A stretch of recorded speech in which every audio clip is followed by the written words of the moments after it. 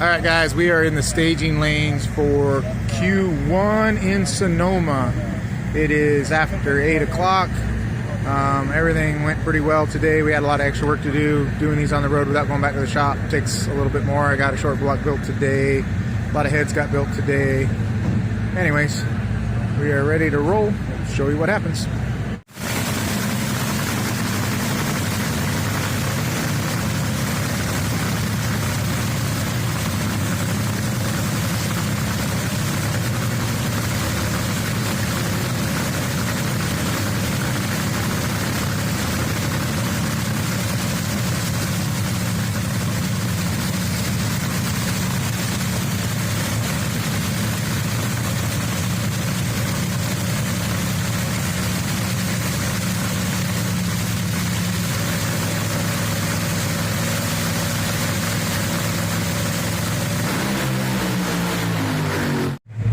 Alright guys, we are in the lanes for Q2. Last night it hurt a piston number 8, and so it shut itself down again. Not quite as bad as Denver, but almost. So hopefully we got it figured out, and we'll come out here in Q2 and go A to B, make sure this thing's all sorted out.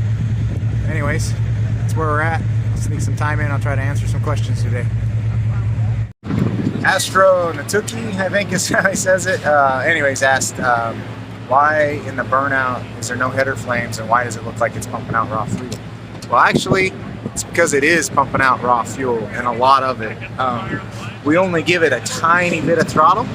There's a throttle stop, and there's only a tiny bit of throttle to do the burnout in, and so it barely opens the throttle blades, and so it is dumping a lot of raw fuel, and that's also why you don't see header flames, because we're not giving it hardly anything to get the burnout done. And we want to keep it nice and wet so nothing goes lean early.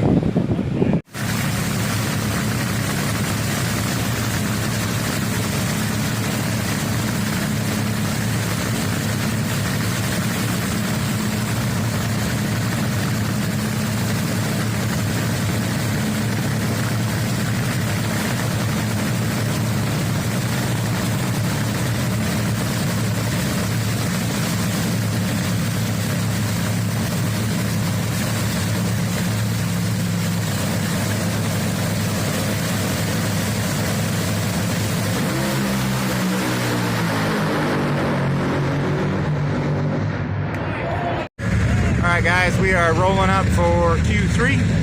Q2 went really well. We went low ET in the session with a 72, and these conditions was outstanding. You know, it would be third qualifier, especially when the weather was a lot better last night. To do that today was, Mike really had it going on. Damaged some bearings, I had to polish the crankshaft, but everything lived for the most part. Just hurt the pistons as normal. So make some adjustments and see if we can make the motor a little happier here. Don't expect to go any faster because it's hotter, but maybe we can get a little bit more handle on the tune for tomorrow, because this will be final round conditions tomorrow and looks real similar. So anyways, here we go for Q3.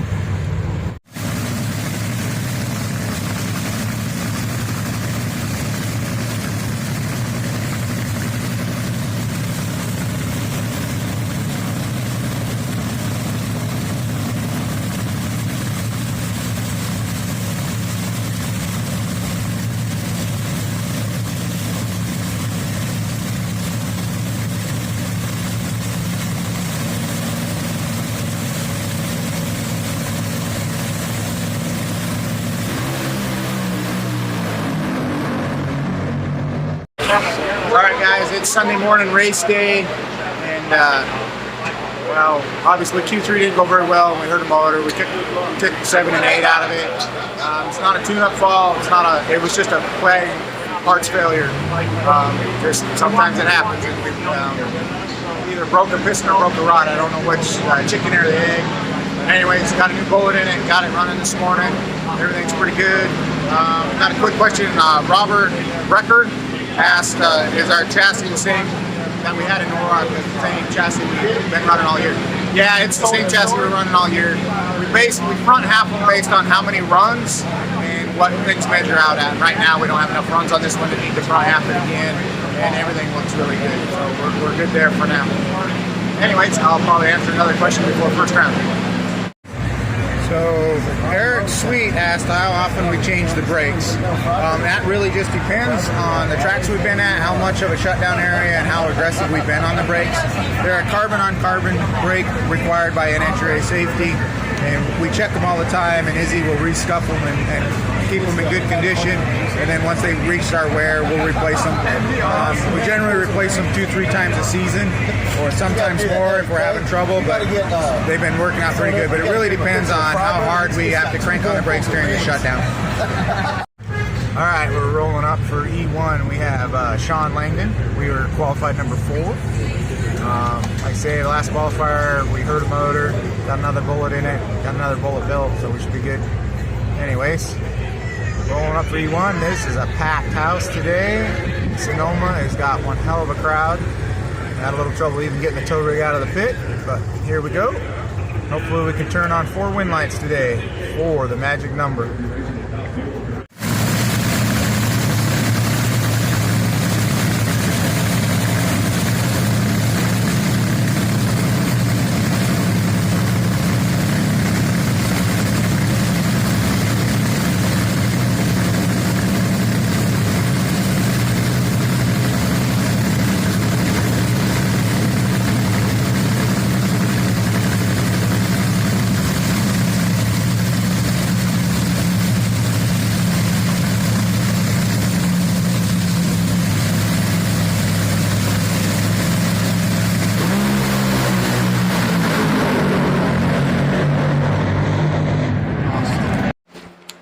Hey guys, real quick, it's Thursday. I'm a little late on getting this video out because I've been super busy and we're racing on again this week. It's 3 weeks in a row.